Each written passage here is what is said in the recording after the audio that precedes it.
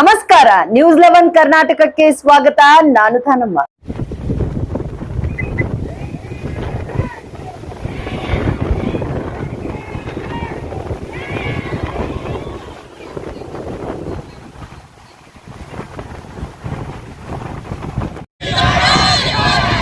ವಿದ್ಯಾರ್ಥಿಗಳಿಗೆ ಒತ್ತಾಯಿಸುತ್ತಿರುವ university VC ಅವರಿಗೆ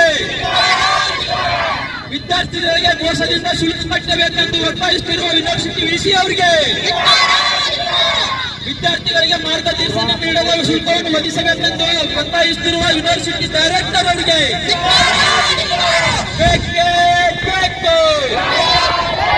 ವಿದ್ಯಾರ್ಥಿಗಳ ಬೇಡಿಕೆಯನ್ನು ಈಡೇರಿಸಿದ ಯೂನಿವರ್ಸಿಟಿ ಅಧಿಕಾರಿಗಳಿಗೆ ವಿದ್ಯಾರ್ಥಿಗಳ ಹಿತಾಸಕ್ತಿಯನ್ನು ಕಾಪಾಡದ ಯೂನಿವರ್ಸಿಟಿ ಅಧಿಕಾರಿಗಳಿಗೆ ವಿದ್ಯಾರ್ಥಿಗಳ ಹಿತಾಸಕ್ತಿಯನ್ನು ಕಾಪಾಡದ ಯೂನಿವರ್ಸಿಟಿ ಅಧ್ಯಕ್ಷರಿಗೆ ಬೇಕೇ ಬೇಕು, ಬೇಕೇ ಬೇಕು, ಬೇಕೇ ಬೇಕು. ಎಸ್ಎಸ್ಟಿ ವಿದ್ಯಾರ್ಥಿಗಳಿಗೆ ಅನ್ಯಾಯ ಮಾಡುತ್ತಿರುವ ಅಧಿಕಾರಿಗಳಿಗೆ,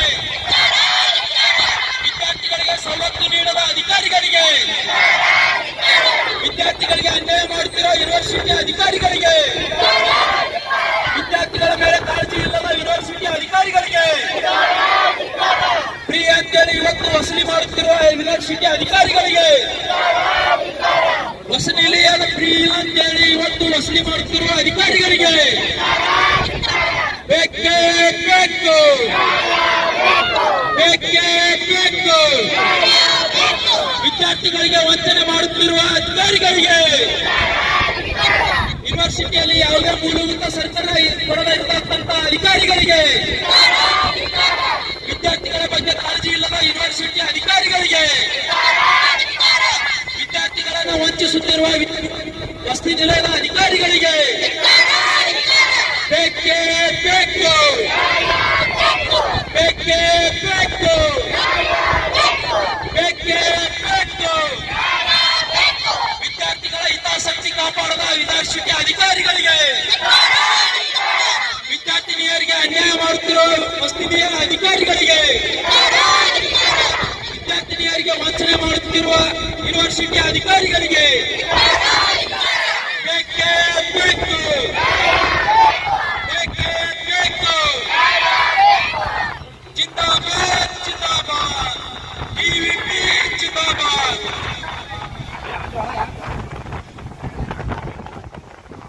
ಜಿಂದಾಬಾದ್, ಜಿಂದಾಬಾದ್, ಜಿಂದಾಬಾದ್, ಜಿಂದಾಬಾದ್. ವಿದ್ಯಾರ್ಥಿಗಳಿಂದ ಹೆಚ್ಚುವರಿ ಹಣ ಶುಲ್ಕವನ್ನು ವಸೂಲಿ ಮಾಡುತ್ತಿರುವ ಯೂನಿವರ್ಸಿಟಿ ಅಧಿಕಾರಿಗಳಿಗೆ, ವಿದ್ಯಾರ್ಥಿಗಳಿಂದ ಹೆಚ್ಚುವರಿ ಹಣವನ್ನು ವಸೂಲಿ ಮಾಡುತ್ತಿರುವ ಯೂನಿವರ್ಸಿಟಿ ಅಧಿಕಾರಿಗಳಿಗೆ,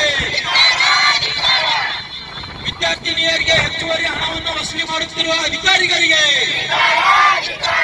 ಯಾವುದೇ ಮೂಲಭೂತ ಸೌಕರ್ಯಗಳನ್ನು ನೀಡದೆ ಹಣ ಹೆಚ್ಚುವರಿಯಾಗಿ ವಸೂಲಿ ಮಾಡುತ್ತಿರುವ ಅಧಿಕಾರಿಗಳಿಗೆ, ವಸತಿ ನಿಲಯದಲ್ಲಿ ಮೂಲಭೂತ ಸೌಕರ್ಯ ನೀಡದೆ ಹಣವನ್ನು ವಸೂಲಿ ಮಾಡುತ್ತಿರುವ ಅಧಿಕಾರಿಗಳಿಗೆ ಬೇಕೇ ಬೇಕು, ಬೇಕೇ ಬೇಕು. ವಿದ್ಯಾರ್ಥಿನಿಯರ ಬಗ್ಗೆ ಕಾಳಜಿ ಇಲ್ಲದ ಯೂನಿವರ್ಸಿಟಿ ವಿಸಿ ಅವರಿಗೆ, ವಿದ್ಯಾರ್ಥಿನಿಯರ ಬಗ್ಗೆ ಕಾಳಜಿ ಇಲ್ಲದ ಯೂನಿವರ್ಸಿಟಿ ಡೈರೆಕ್ಟರ್ ಅವರಿಗೆ ಬೇಕೇ ಬೇಕು. ತಮ್ಮ ಮನಸ್ಸು ಇಚ್ಛೆ ಯೂನಿವರ್ಸಿಟಿಯನ್ನು ನಡೆಸುತ್ತಿರುವ ಯೂನಿವರ್ಸಿಟಿ ಅಧಿಕಾರಿಗಳಿಗೆ, ವಿದ್ಯಾರ್ಥಿನಿಯರ ಕಾಳಜಿ ಇಲ್ಲದಂತ ಅಧಿಕಾರಿಗಳಿಗೆ ಬೇಕೇ ಬೇಕು, ಬೇಕೇ ಬೇಕು, ಬೇಕೇ ಬೇಕು.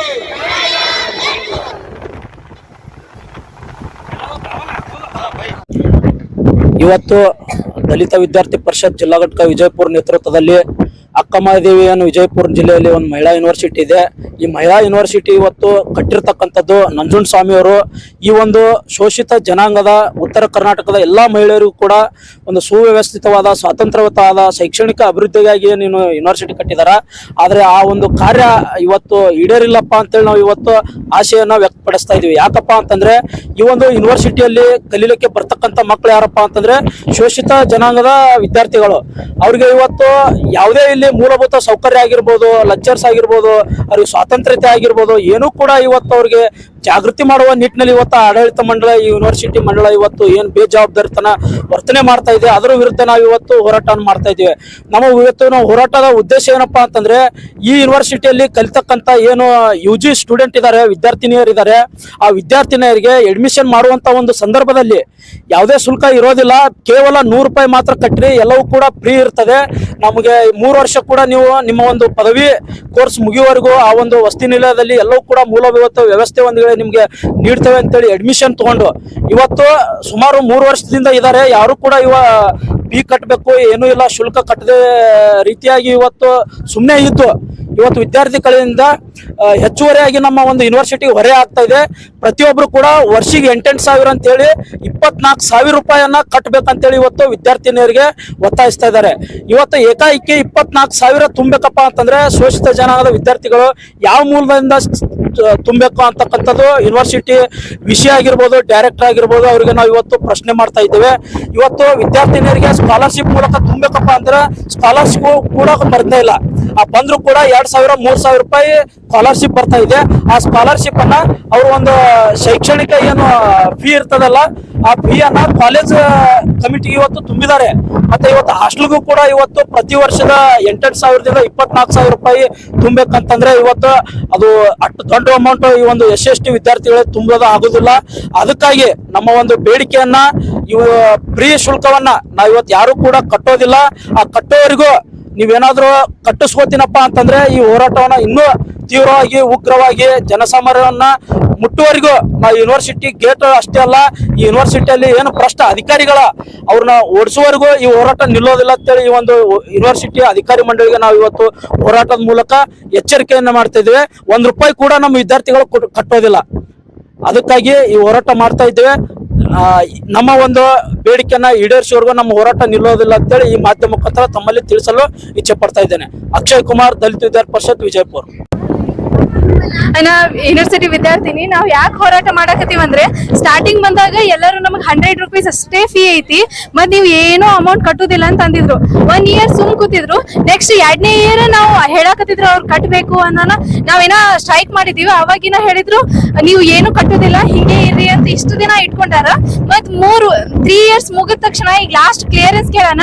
ನಾವು ಸಿಗ್ನೇಚರ್ ಯಾವಾಗ ಮಾಡ್ತೀವಿ ಅಂದ್ರೆ ನೀವೆಲ್ಲ ಅಮೌಂಟ್ ಕಟ್ಟಬೇಕು, ಕ್ಲಿಯರ್ ಮಾಡ್ಬೇಕು, ಅವಾಗ ಕಟ್ತೀವಿ, ಇದು ಮಾಡ್ತೀವಿ.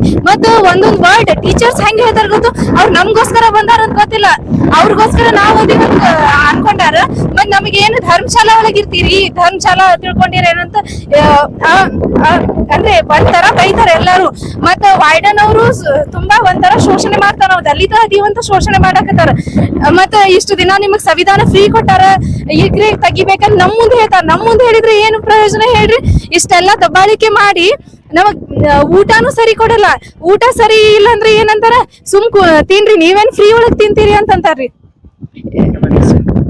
ನಮ್ಮ ಹೆಸರು ಲತಾ ರಾಥೋಡ್.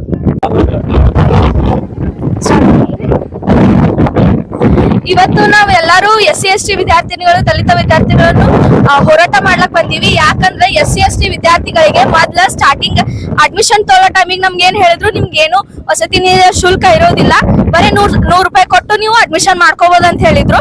ಬಟ್ ಇವಾಗೆಲ್ಲ ಲಾಸ್ಟ್ 3 ವರ್ಷ ಮುಗಿದ್ ಹೋಗೋ ಟೈಮಿಗೆ ಏನ್ ಹೇಳತ್ತಾರ, ಇಲ್ಲ ನೀವು 24,000 ರೂಪಾಯಿ ಕಟ್ಟಬೇಕು, ಇಲ್ಲಾಂದ್ರೆ ನಮ್ ಕ್ಲಿಯರೆನ್ಸ್ ಕೊಡೋದಿಲ್ಲ ಅಂತ ಹೇಳತ್ತಾರ. ಅದ್ರ ಸಲುವಾಗಿ ಯೂನಿವರ್ಸಿಟಿದವ್ರು ತಮ್ಮ ಮನ್ಸಿಗೆ ಬಂದಂಗ ತಾವ ರೂಲ್ಸ್ ರೆಗ್ಯುಲೇಷನ್ಸ್ ಮಾಡಿ ನಮ್ಮ ಮ್ಯಾಲ ಶೋಷಣೆ ಮಾಡ್ಲತ್ತಾರ. ಅದ್ರ ಸಲುವಾಗಿ ನಾವೆಲ್ಲರೂ ಕೂಡಿ ಹೋರಾಟ ಮಾಡತ್ತೀವಿ. ನನ್ನ ಹೆಸರು ಅಶ್ವಿನಿ ಅಂತ. ವಿದ್ಯಾರ್ಥಿಗಳಿಗೆ ವಂಚಿಸುತ್ತಿರುವ ಯೂನಿವರ್ಸಿಟಿ ಅಧಿಕಾರಿಗಳಿಗೆ, ವಿದ್ಯಾರ್ಥಿಗಳಿಂದ ಹೆಚ್ಚುವರಿ ಹಣವನ್ನು ವಸೂಲಿ ಮಾಡುತ್ತಿರುವ ಯೂನಿವರ್ಸಿಟಿ ಅಧಿಕಾರಿಗಳಿಗೆ, ವಿದ್ಯಾರ್ಥಿಗಳಿಗೆ ಅನ್ಯಾಯ ಮಾಡುತ್ತಿರುವ ಯೂನಿವರ್ಸಿಟಿ ಅಧಿಕಾರಿಗಳಿಗೆ, ವಿದ್ಯಾರ್ಥಿನಿಯರಿಗೆ ಮೂಲಭೂತ ಸೌಕರ್ಯ ನೀಡುವ ಅಧಿಕಾರಿಗಳಿಗೆ ಬೇಕೇ ಬೇಕು, ಬೇಕೇ ಬೇಕು. ವಿದ್ಯಾರ್ಥಿಗಳ ಬಗ್ಗೆ ಕಾಳಜಿ ಇಲ್ಲದ ಯೂನಿವರ್ಸಿಟಿ ಅಧಿಕಾರಿಗಳಿಗೆ, ವಿದ್ಯಾರ್ಥಿಗಳಿಗೆ ಅವಾಚ್ಯ ಶಬ್ದದಿಂದ ನಿಂದಿಸುತ್ತಿರುವ ಅಧಿಕಾರಿಗಳಿಗೆ, ವಿದ್ಯಾರ್ಥಿಗಳ ಯೋಗಕ್ಷೇಮವನ್ನು ವಿಚಾರಿಸದ ಯೂನಿವರ್ಸಿಟಿ ಅಧಿಕಾರಿಗಳಿಗೆ ಬೇಕೇ ಬೇಕು, ಬೇಕೇ ಬೇಕು. ಬಿಡ್ರಿ ಸಾಬ್ರೆ ಓ ಸಾಬ್ರೆ ಬರ್ರಿ ಸರ್ ಸರ ಓ ಸರ ಬಿಡ್ರಿ ಇಲ್ಲ ಅಲ್ಲಿ ಇಲ್ಲಿಗೆ ಬರಾಕತ್ತಾರ ಅವ್ರಿಗೆ ಇಲ್ಲೇ ಬರ್ತಾರೆ ಸರ್ ಅಲ್ಲೇ ಬರಾಕತ್ತಾರ ಇಲ್ಲೇ ಬರ್ತಾರ ಒಂದು ನಿಮಿಷ ಸರ್ ನಾ ಅಲ್ಲೇ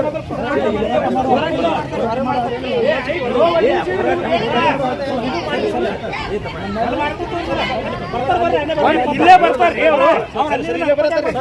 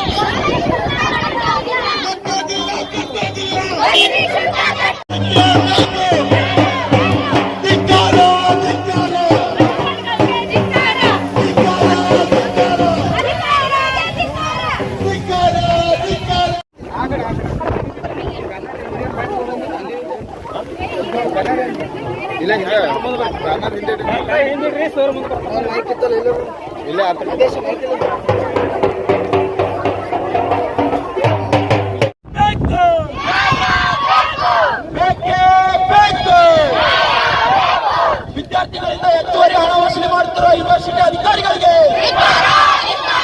ವಿದ್ಯಾರ್ಥಿಗಳಿಂದ ಹೆಚ್ಚುವರಿ ಹಣವನ್ನು ವಸೂಲಿ ಮಾಡುತ್ತಿರುವ ಭ್ರಷ್ಟ ಅಧಿಕಾರಿಗಳಿಗೆ, ಕಾಳಜಿ ಇಲ್ಲದ ಭ್ರಷ್ಟ ಅಧಿಕಾರಿಗಳಿಗೆ ಬೇಕೇ ಬೇಕು. ವಿದ್ಯಾರ್ಥಿಗಳಿಂದ ಹೆಚ್ಚುವರಿ ಹಣವನ್ನು ಒತ್ತಾಯಿಸುತ್ತಿರುವ ಯೂನಿವರ್ಸಿಟಿ ಅಧಿಕಾರಿಗಳಿಗೆ, ಯೂನಿವರ್ಸಿಟಿ ವಿಸಿ ಅವರಿಗೆ, ಯೂನಿವರ್ಸಿಟಿ ಡೈರೆಕ್ಟರ್ ಅವರಿಗೆ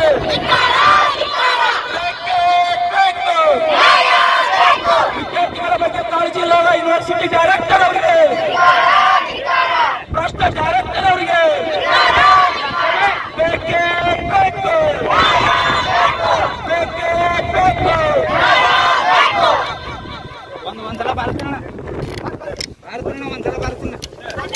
ಮಾಡಬೇಕು. ಮಾತ್ರ ಯಾವುದೇ ಶುಲ್ಕ ಇರೋದಿಲ್ಲ, ಎಲ್ಲವೂ ಕೂಡ ಫ್ರೀ ಇರ್ತಾರೆ ಅಂತೇಳಿ ಹಾಸ್ಟೆಲ್ ಅಡ್ಮಿಷನ್ ಮಾಡ್ಕೊಂಡಿದ್ದಾರೆ. ನಾವು ಅದಕ್ಕೆ ನಮ್ಮ ವಿದ್ಯಾರ್ಥಿಗಳು, ನಾವು ಕೂಡ ಕೆಲವೊಂದು ವಿದ್ಯಾರ್ಥಿಗಳು ಅಡ್ಮಿಷನ್ ಮಾಡ್ತೀವಿ. ಆ ಸಂದರ್ಭದಲ್ಲಿ ಆ ಒಂದು ಅಧಿಕಾರಿ, ಆ ಒಂದು SDA FDA ಹೇಳಿರ್ತಕ್ಕಂಥ ಆದೇಶದ ಮೇಲೆ ನಾವು ಅಡ್ಮಿಷನ್ ಮಾಡಿದೀವಿ. ಅದು ಅವಾಗ ಕೂಡ ಅಲ್ಲಿರ್ತಕ್ಕಂಥ ವಿಷಯಗಳು ಗಮನಕ್ಕೂ ತಗೊಂಡಿದ್ವಿ. ಅವ್ರ ಜೊತೆ ಮಾತಾಡಿದಾಗ ಕೂಡ ಫ್ರೀ ಇದೆ, 100 ರೂಪಾಯಿ ಮಾತ್ರ ಅಡ್ಮಿಷನ್ ಫೀ ಅಂತ ಹೇಳಿದ್ರು. 100 ರೂಪಾಯಿ ಕಟ್ಟಿ ನಾವು ಅಡ್ಮಿಷನ್ ಮಾಡಿದ್ವಿ. ಬಟ್ ಈಗೇನ್ ಮಾಡ್ತಾ ಈಗಿರ್ತಕ್ಕಂಥ ಡೈರೆಕ್ಟರ್ ಮತ್ತು ಯಾರು ವಿಷಯ ಅವರು, ನೀವು ಆಗ ಫ್ರೀ ಯಾರು ಹೇಳಿದ್ರೆ ನಮಗೆ ಗೊತ್ತಿಲ್ಲ, ಅದು ನಮಗೆ ಸಂಬಂಧ ಇಲ್ಲ. ಅಲ್ಲಿ ಇರ್ತಕ್ಕಂಥ ಅಧಿಕಾರಿಗಳು ನಮ್ಮವ್ರು ಯಾರು ಇದ್ದಿದ್ದಿಲ್ಲ, ನಮ್ಗೆ ಗಮನಕ್ಕೆ ಇಲ್ಲ. ಈಗ ನೀವು ಎಲ್ಲವೂ ಕೂಡ ಪ್ರತಿ ವರ್ಷ 8,000ಕ್ಕೆ 24,000 ರೂಪಾಯಿಯನ್ನ ತುಂಬಬೇಕು ಅಂತೇಳಿ ಆ ವಿದ್ಯಾರ್ಥಿಗಳಿಗೆ ಒತ್ತಾಯ ಮಾಡ್ತಾ ಇದ್ದಾರೆ. ಆ ಕ್ಲಿಯರೆನ್ಸ್ ಸರ್ಟಿಫಿಕೇಟ್ ಮೇಲೆ ಯಾರಿಗೂ ಕೂಡ ಸಹಿ ಮಾಡ್ತಾ ಇಲ್ಲ. ಇವತ್ತು SC/ST ಆಗಿರ್ಬೋದು, OBC ಅವರಾಗಿರ್ಬೋದು, ಎಲ್ಲ ವಿದ್ಯಾರ್ಥಿಗಳಿಗೆ ಇವತ್ತ ಸಿಕ್ಕಾಪಟ್ಟಿ ಕರ್ನಾಟಕದಲ್ಲಿ ಇರ್ತಕ್ಕಂಥ ಯಾವ ಯೂನಿವರ್ಸಿಟಿಯಲ್ಲೂ ಕೂಡ ವಸತಿ ನಿಲಯದಲ್ಲಿ ಫೀಸ್ ತಗೊಳ್ಳೋದಿಲ್ಲ. ಎಲ್ಲವೂ ಕೂಡ ಫ್ರೀ ಇದೆ.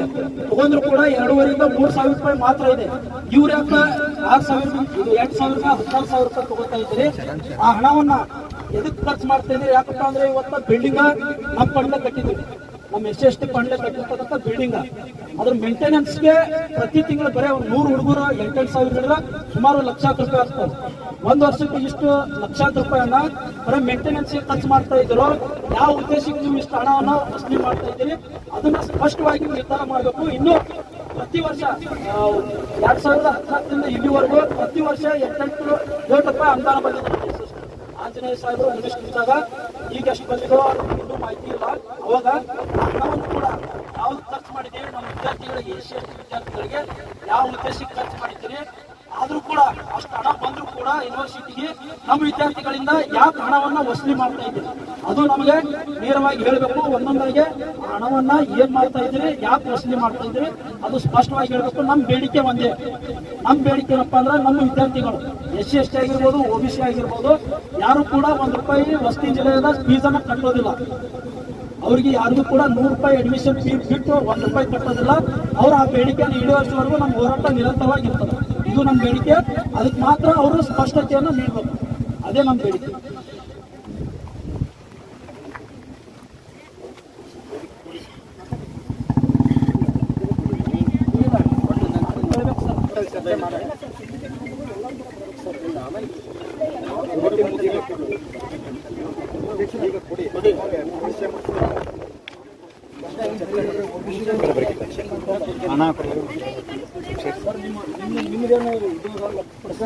ಮಾಧ್ಯಮದವರ ವಿಚಾರ ಇದೆ.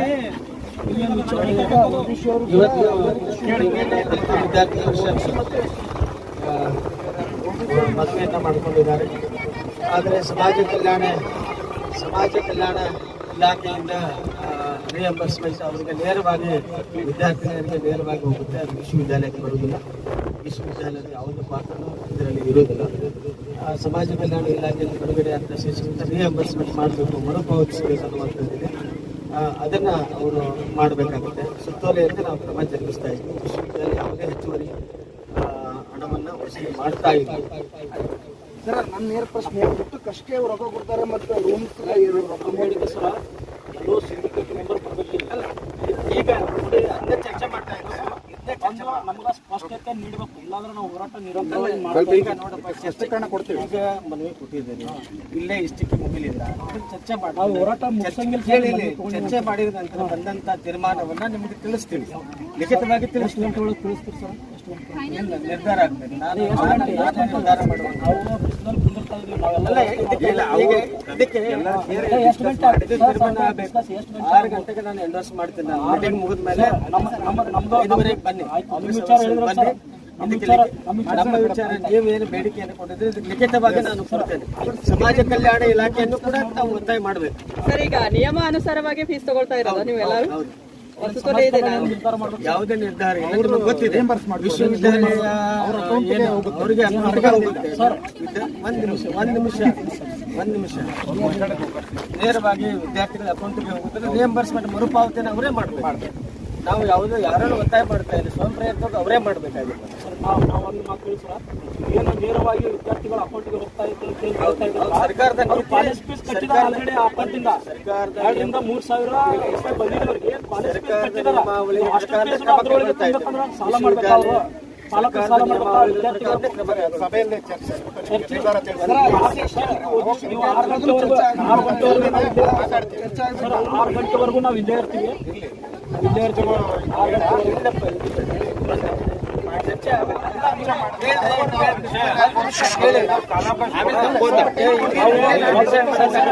ಒಂದು ವರ್ಷದಿಂದ 10ನೇ ಸಲ ಇದು ಮನವಿ ಕೊಡ್ತೀವಿ. ಸಮಾಜ ಕಲ್ಯಾಣ ಇಲಾಖೆ ಅಧಿಕಾರಿಗಳನ್ನು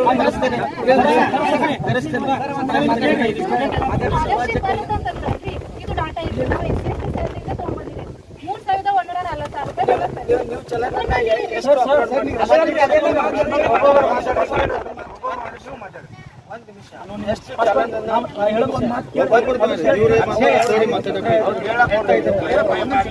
ಎಷ್ಟೆಲ್ಲ ಚಲನನ್ನ ನಾವು ನೀರಿಗೆ ಬಂದಿದೆ, ನಿಮಗೆ ಯಾಕೆ ಬಂದಿಲ್ಲ? ಅದು ಸಮಾಜ ಕಲ್ಯಾಣ ಇಲಾಖೆ.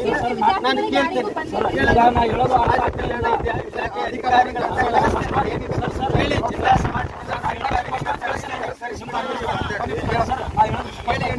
₹3,000 ಏನು ಬಂದಿರಲ್ಲ. ಆಲ್ರೆಡಿ ನಿಮ್ಮ ಕಾಲೇಜ್ ಅಕೌಂಟ್ ಇದೆಯಲ್ಲ, ಫೀ ಕಟ್ಟಿದಾರ. ಕಾಲೇಜ್ ಫೀ ಕಟ್ಟಿದಾರ. ಆ ಫೀ ಅವ್ರಿಗೆ ₹3,000 ಬಂದಿದೆ. ಇನ್ನು 40,000 ಅವ್ರು ಎಕ್ಸ್ಟ್ರಾ ಹಾಕಿ ಕಾಲೇಜಲ್ಲಿ ಫೀ ತುಂಬಿದಾರ. ಅಷ್ಟು ಫೀ ಎಲ್ಲಿಂದ ಕಟ್ಬೇಕು? ಸಾಲ ಮಾಡ್ಬೇಕಾ? ಸಾಲ ಮಾಡ್ಬೇಕಾ?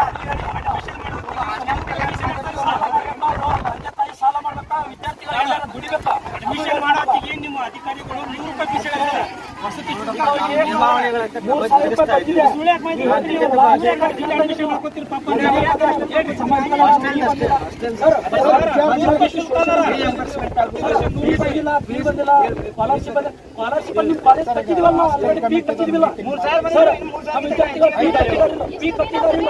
ಮನವಿ ಅಷ್ಟೇ ಕೊಡೋದೈತ್ರಿ, ಡಿಸಿಷನ್ ಯಾವಾಗ ಕೊಡ್ತೀರಿ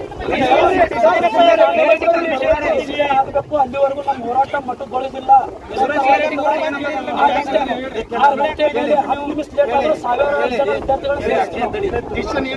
ನಮ್ಮ ಆಂತರಿಕ ಸಂಪನ್ಮೂಲದಲ್ಲೇ ನಾವು ಬರೆಸ್ತಾ ಇದ್ದೇವೆ ವಿಶ್ವವಿದ್ಯಾಲಯ ಸತ್ತ ಮಾಡ್ಕೊಳ್ಳಿ ಸರ್.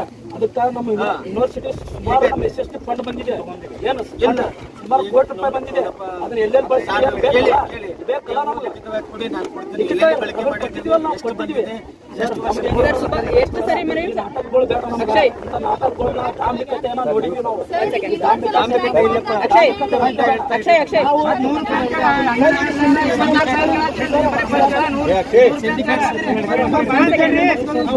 ಅಕ್ಷಯ್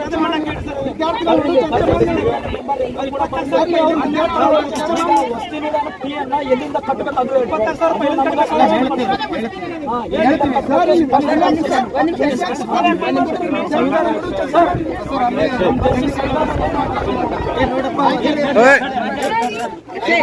ನೀವು ಮೀಟಿಂಗ್ ಮಾಡಕ್ಕೆ ನಮಗೆ ಡಿಸಿಷನ್ ಬೇಕ್ರಿ.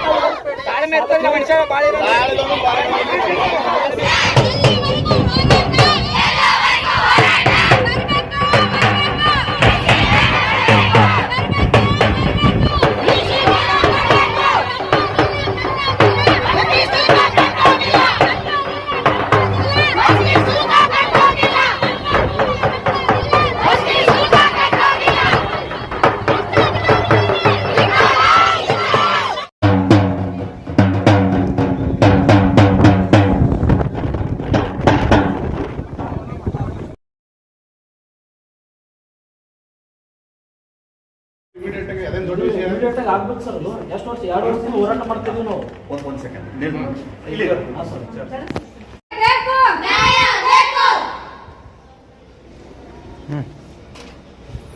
ನಿರಂತರ ಸುದ್ದಿಗಾಗಿ ನೋಡ್ತಾ ಇರಿ News11 ಕರ್ನಾಟಕ.